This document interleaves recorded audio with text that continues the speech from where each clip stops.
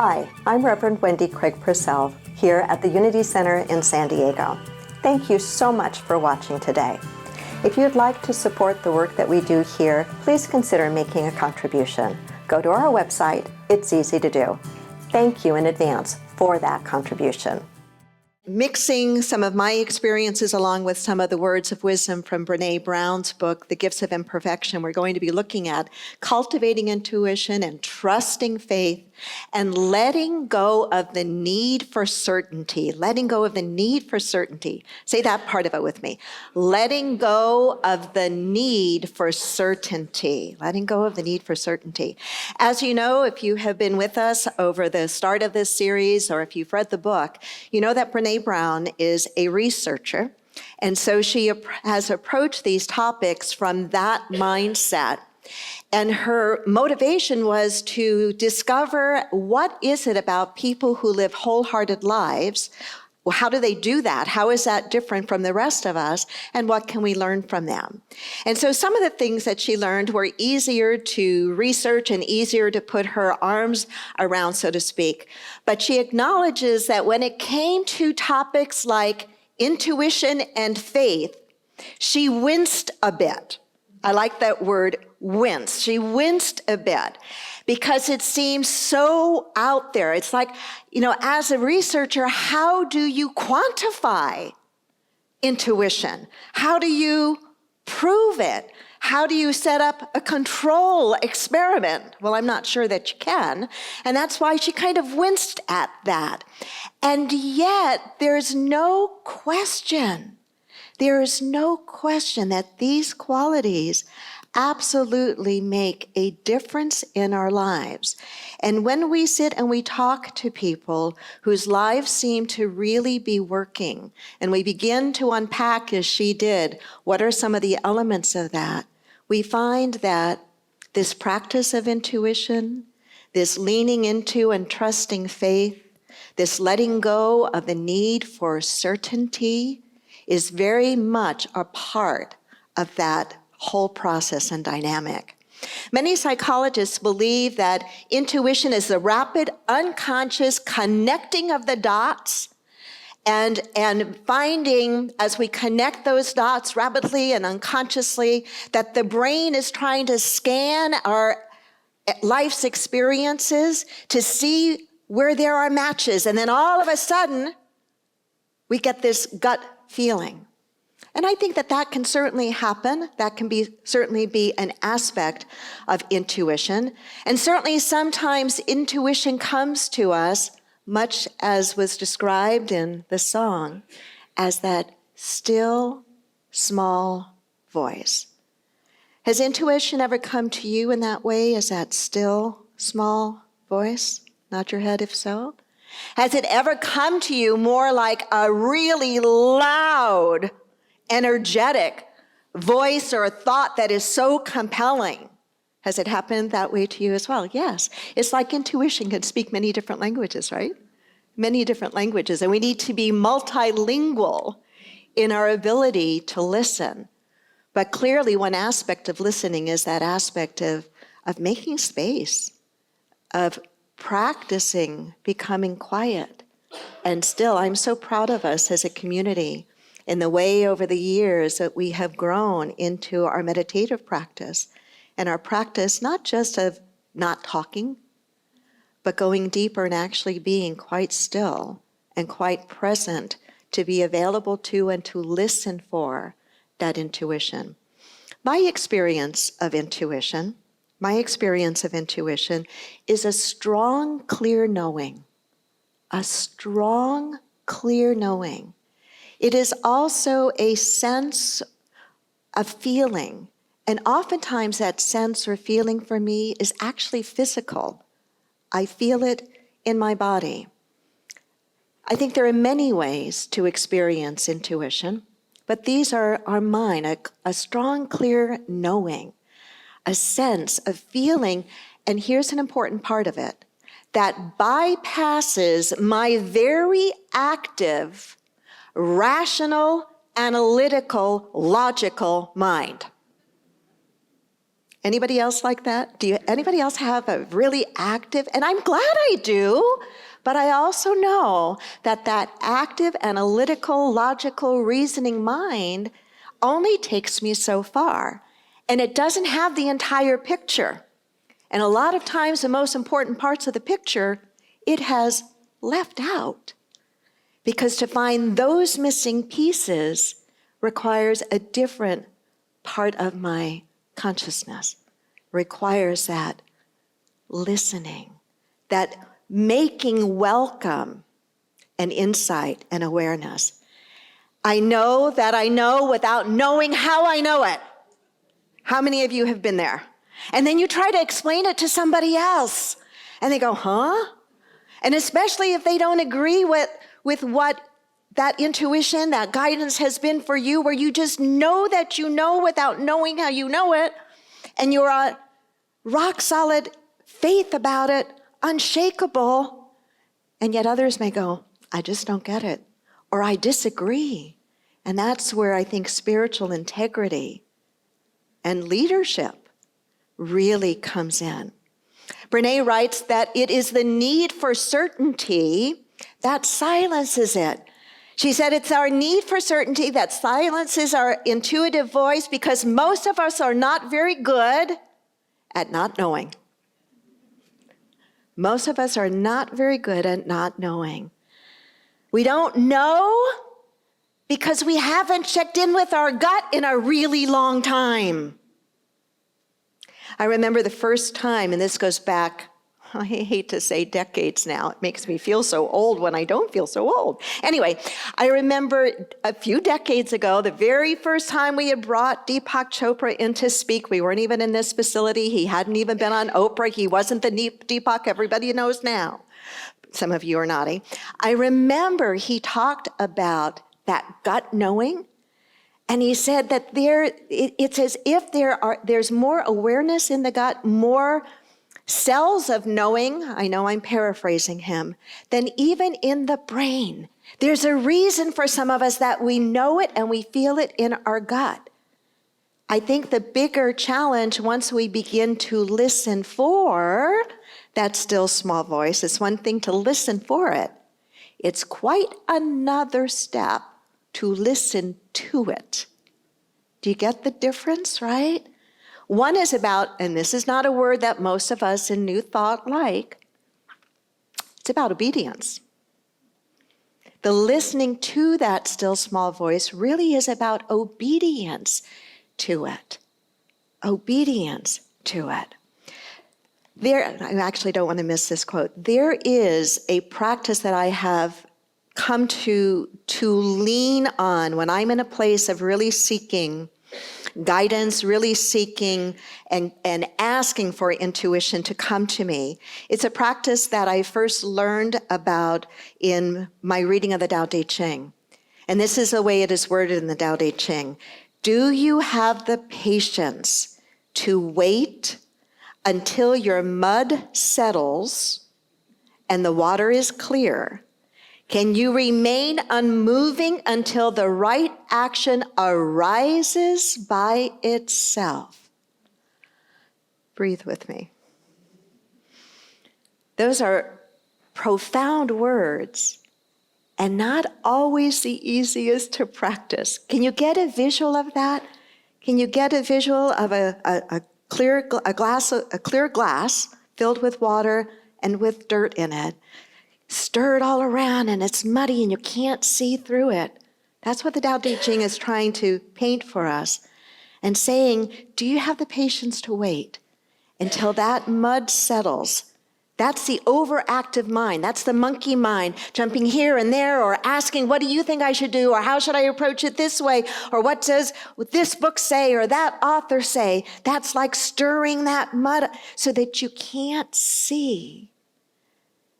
Do you have the patience to wait until that mud settles and the water is clear? Can you wait and hold space for the right answer? Can you remain unmoving for the right answer to arise from there? That is such a powerful, life-changing practice. Sometimes our intuition tells us, wait. Wait, I don't like that. That's a hard one for me. But I've learned that it is harder if I don't listen to it. This is what Brene writes about it. If we learn to trust our intuition, it can even tell us that we don't have a good instinct on something and that we need more data. Remember, she's a researcher collecting data. If we learn to trust our intuition, it can even tell us that we don't have a good instinct on something and that we need more data. When we charge headlong into big decisions, it may be because we don't want to know the answers that will emerge from doing due diligence. We know that fact-finding might lead us away from what we think we want. Have you ever prayed for something, got it, and then said, oh, that really was what I wanted? Or you got it and you go, oh, well, it wasn't quite what I thought it was going to be like. I'm not sure I really wanted that. That's why you always put that little wonderful statement, this or something better, this or something better. So sometimes that still small voice says, wait. Sometimes it takes longer times than others for that mud to settle. She doesn't write about this, but this is something I have come to know to be true. And sometimes other things have to happen first. Sometimes other things involving other people or other events or other circumstances have to happen first. Before that mud settles, it becomes clear, and there is a space for the wisdom, the right decision to rise upward. She struggled with, as I said at the beginning, she winced when she would hear from wholehearted people words like intuition. I listened to my intuition. Words like faith. You know, as a researcher, it's like, I don't want to go there. I don't want to go there. Here's what she writes about faith. It's our human need for certainty and our need to be right that have pitted faith and reason against each other. We force ourselves to choose and defend one way of knowing the world at the expense of the other. It's our fear of the unknown and our fear of being wrong that create most of our conflict and anxiety. We need both faith and reason to make meaning in an uncertain world. We need both faith and reason to make meaning in an uncertain world. From her research, this is how she defines faith. Faith is a place of mystery. I would agree with that. Faith is a place of mystery where we find the courage to believe in what we cannot see and the strength to let go of our need for certainty. It reminds me of the scripture verse in Hebrews that says that faith is the substance of things hoped for, the evidence of things not seen. The substance of things hoped for, the evidence of things not seen. And as she called it so rightly, there's an aspect of mystery to it, In her research, she talked about how scientists and religious folks sometimes pit themselves against each other when they don't really have to. And how she said it's not always the scientists who struggle with faith. If you really want to explore that whole idea, start reading about quantum physics. Expose yourself to those ideas, because when you get on the outer edges of what we now know and what we now understand at a macrocosmic level, you can't help but get into the realm of mystery. That's a whole other topic. She said she discovered that it's not always the scientists who struggle with faith and the religious who fully embrace uncertainty, that many forms of fundamentalism in religion and extremism in religion are about choosing certainty over faith, about black and white thinking. I shouldn't be wearing black and white this morning. I couldn't come up with the mustard color, I'm sorry. About black and white thinking, right? Interestingly, in my years of doing ministry and in my years of trying to understand dynamics of church growth, not just in New Thought, but beyond, one of the pieces of information that has been researched in the church world is that in times of uncertainty and great chaos and change in a country, it is religious fundamentalism that will grow numerically because people don't want to live within chaos and uncertainty, so they're looking for someone to tell them it is always like this, it is always like that, it is black, it is white, done. They don't want to have to think. You and I are not part of that kind of theology or belief system. Not at all. We really are mystical in our approach to the way that we live our lives, to the way we try to understand how life works. I believe it is in her book that she quotes theologian Richard Rohr, who writes, "My scientist friends have come up with things like principles of uncertainty." It's got to be tough to be a scientist when you're in that degree of it, right? My scientist friends have come up with things like principles of uncertainty and dark holes.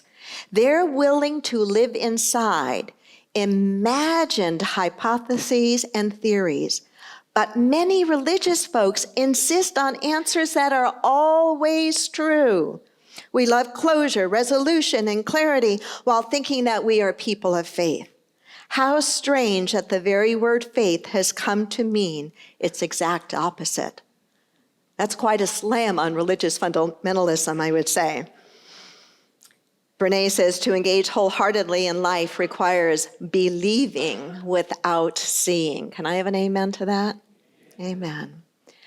So a little bit of practice work, a little bit of homework. I should call it something else, because if I call it homework, you might shut down.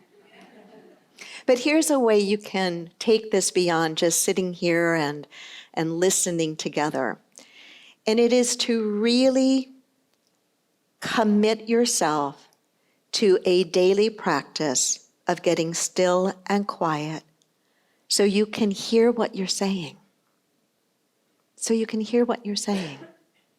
To really commit yourself to a daily practice of getting still and getting quiet. If you have young children, you might have to get up before the crack of dawn to do that. I don't know when to fit it into your full and busy lives, but I do know this: if you do, your life will change for the better. One of the fundamental beliefs we hold in Unity is that there is such tremendous wisdom within each and every one of us, and for many of us, the vast majority of that wisdom is untapped. And it's untapped because we are so in our busy mind or so in the outer world doing, that we just don't stop and get incredibly still and incredibly quiet and begin to turn within and to listen for that still small voice. Probing ourselves in that time of stillness and quiet with a very basic question like, speaking to your soul, what is it that I need to know? What is it I need to be paying attention to? And then shutting up. Doing your very best to quiet that active mind that wants to jump to an answer and fill in the blank. And seeing what wants to arise. Can you feel the difference between that? Something that's wanting to arise compared to something that you tried to go after and figure out in answer to that question, what do I need to know right now? So committing a practice of that. For those of you who love to read, I think I did a series on this particular book of Pema Chodron some time ago, her book of Comfortable with Uncertainty. Comfortable with Uncertainty. It's an excellent, excellent book on the topic. And then to have what I call a simple takeaway practice, a simple go-to practice when you feel yourself needing to make and wanting to make a decision where you want guidance, but you're jumping all over the place trying to figure out an answer, or you're very much in that place of uncertainty. Have a go-to practice. And that simple go-to practice might be a prayer like the Serenity Prayer. God, grant me the serenity to accept the things I cannot change, the courage to change the things I can, and the wisdom to know the difference. Or put a little glass on your desk with some dirt in it. Don't drink it. Stir it up and let it be a visual. Some of us are visual, right? Some of us want to read. Some of us need to take it in an auditory way.